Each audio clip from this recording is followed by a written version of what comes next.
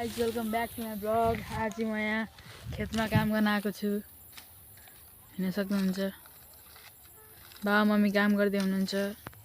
म चाहिँ यतिकै दिनले बसिरहेको छु काम गरेर थाकिसकेपछि। अनि यहाँ हाम्रो खेतको भ्यू हेर्न सक्नुहुन्छ गाइज तपाईहरु। अत्यन्त राम्रो दृश्य छ यहाँनेरि। ल अहिले म चाहिँ हल्का उता पर गइरहेको छु यहाँभन्दा, किनभने हल्का घाम छ कि गाइज यहाँ सर्लाइमा बेसी नै, त्यही भएर बस्न सकिँदैन। यहाँ चाहिँ गाइज मेरो एकमात्र 3 लाखको स्कुटी छ। हेर्नु गाइज 3 लाखको। ऋषभ दाइ त्यहाँ हुन्छ, हेलो त्यहाँ हेर्न सक्नुहुन्छ ऋषभ दाइ त्यहाँ साइकल हाँकिराख्नु भएको छ।